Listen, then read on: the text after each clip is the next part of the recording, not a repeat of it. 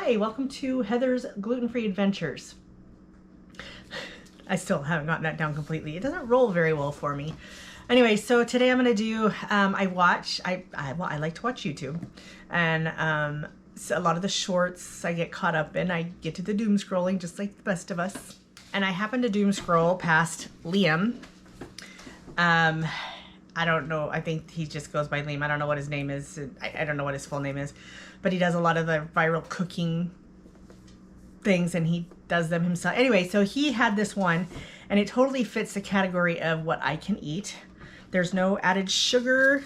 There's no, no grains, no dairy. I'm very excited about trying this. It is the, and I'm not sure say I'm very excited. I'm a little trepidatious as well because I don't like peanut butter cookies. I don't like cake with peanut butter in it, but I love peanut butter frosting. I don't like peanut butter bread. I like peanut butter on my bread. I don't know what the difference is. It has something to do with the flavor of the flour baked with, maybe. I don't really understand what the difference is, but I did love those peanut butter cookies where you take peanut butter, sugar, eggs, and I think that was it. There might have been something else he added. You mix it all up and you make cookies out of that. There was no flour added. There was no other stuff. It was just like peanut butter and eggs, basically, and sugar. So this kind of reminds me of that. So I'm hoping that I will like it. It is a peanut butter blueberry muffin. And it uses bananas. And I don't have, all my bananas right now are kind of on the green side still. So they're not ripe and ready for this, but I do have some that were put in my freezer because they were getting too ripe. So I'm going to thaw these and I'm going to mash them up and I'm going to make these peanut butter muffins with them. And I'm going to take you along with me. So while I'm waiting on my bananas to thaw, I'm gonna go ahead and line my muffin tin. And I'm gonna use these silicone muffin liners. I love these things.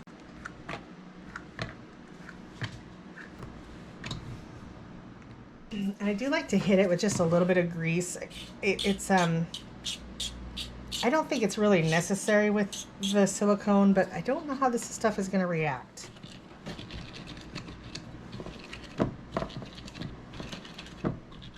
All right, so I got these all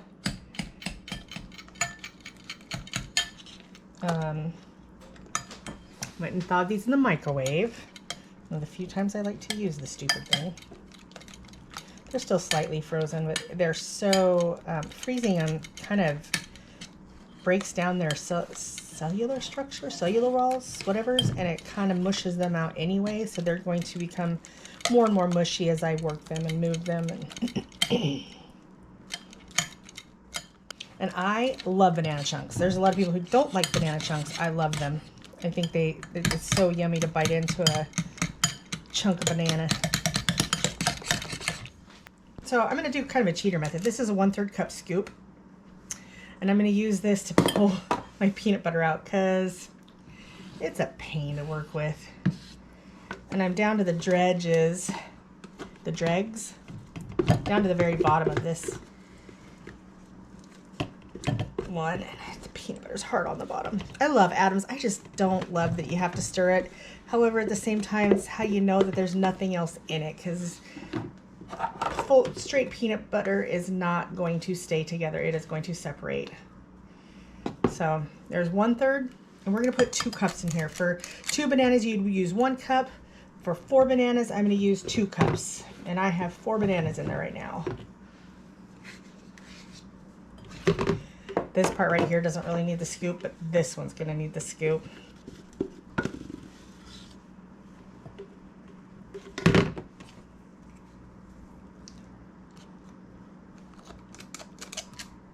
One more of those and that'll be 1 cup. You know, I think a lot of times, a lot of the stuff that I watch, they don't show themselves measuring peanut butter, and I understand why. So this is where this comes in handy. So there's 1 cup.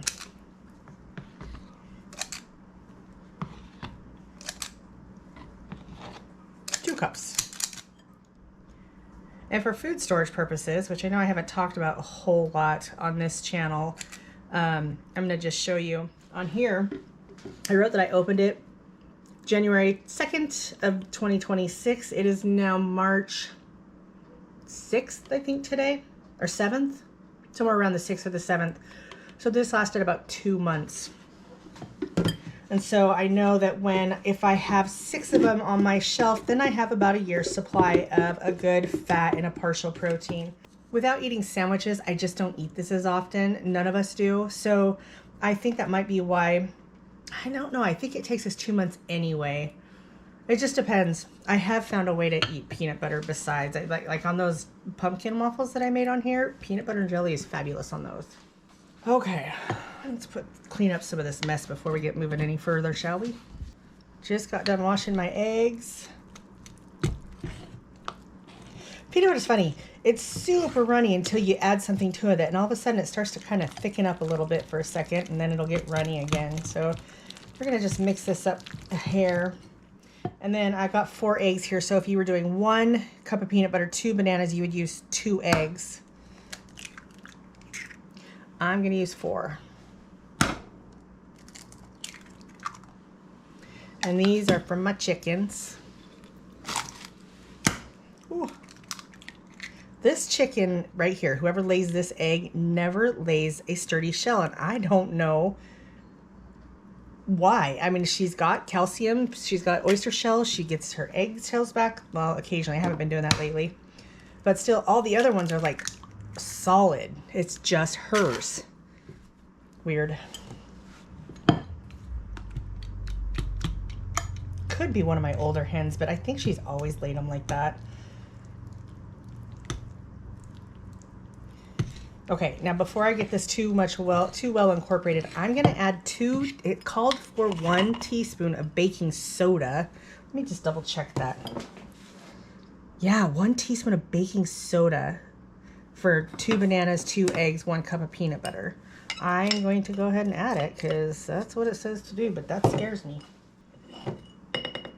Because I buy this stuff in bulk, I like to make sure that there's no clumps in it because it has a tendency to gather moisture. And even here in, Idaho, where it's high desert, we get clumpy baking soda once in a while. Okay, hopefully that's not gonna ruin it because that's an expensive ruin. And it's funny because on the video, neither Liam nor the other guy showed putting any baking soda in it, but on the recipes, it showed baking soda. So I'm gonna go by the recipe and hope for the best. And that's it. So the last thing that it calls for, that is not it, I'm sorry. That's it for the muffin base. The last thing it calls for is a cup of blueberries. I was thinking about doing some blueberry and some chocolate chip, because I know that we all love chocolate chip, and peanut butter, banana, and chocolate together is amazing. Blueberries would be better for you. Okay, am I going for better for you? Am I going for a nice treat?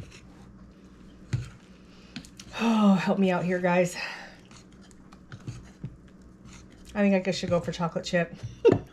I know that we'll all love the chocolate chip. I should go for the blueberry. Because I know my family well, I am going for chocolate chip. And it calls for a cup of blueberries. I don't know that I'm going to put a cup of chocolate chips. I'm going to probably put a cup in it. 2 cups. I'm sorry, I'm not going to put 2 cups of chocolate chips. I will probably put closer to 1.5 cups in there. Now, I like to measure that with my heart a little bit, but I'm pretty sure that's not more than, that's probably closer to maybe 1.25 cups. Don't like it overly chocolate chippy. Okay, so I'm going to go ahead and this is my 1/4 cup scoop. I could have probably used my 1/3 cup scoop, but my 1/4 cup scoop does these perfect. I hope I like these.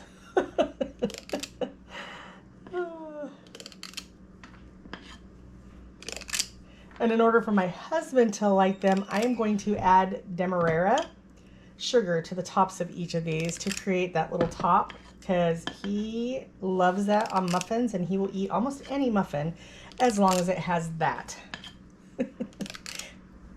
Oh, this made a lot of muffins. Okay. Okay, demerara sugar is basically the raw cane juice. I think they call it raw. There's a packet of raw sugar you can get, but it's literally just the juice that's been dehydrated or dried out. So it's got all the nutrients in it still. I don't even think there's a teaspoon on there. There's like, I don't even know if it's a quarter of a teaspoon. I guess I could measure it. So this is a half a teaspoon.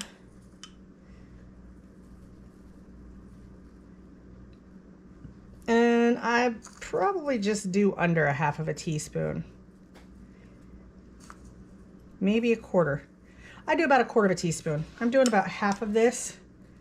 And that's about perfect. So about a quarter of a teaspoon on each muffin.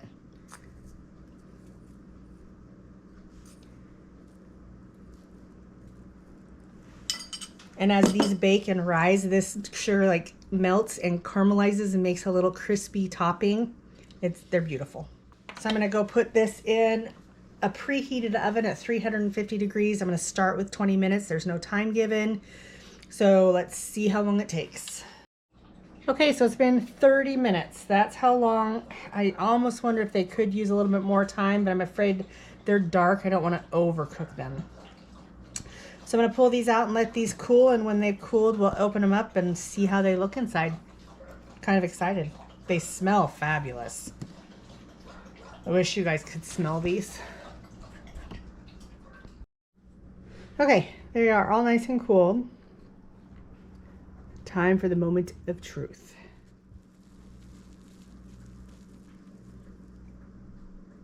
That looks glorious.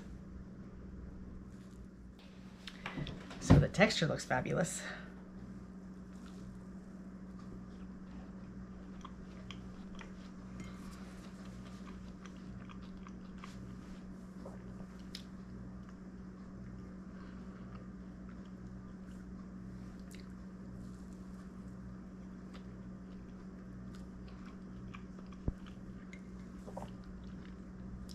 Interesting. Between the banana and the chocolate chip, you can't even tell there's peanut butter in there. I'm waiting for a peanut butter flavor to shine through. And that 1 teaspoon is not too much. It actually, I think, is what makes it have that crumb that's like a real muffin. I can't even tell these are grain-free. They have the consistency of cake.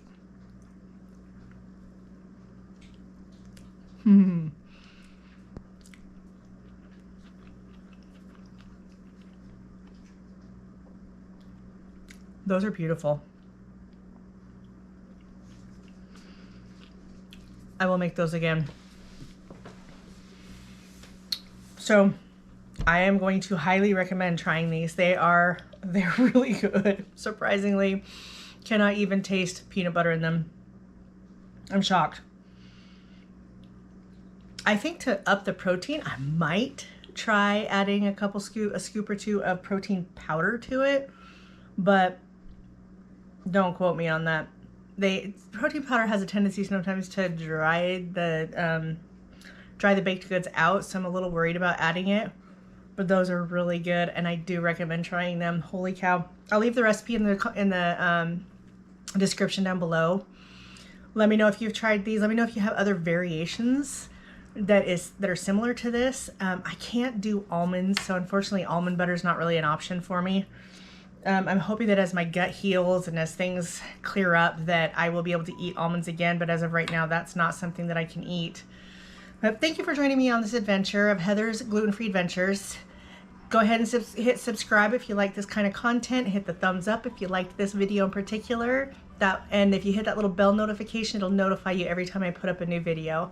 I'm trying to get one up every Monday. So thanks for joining me. See you next time.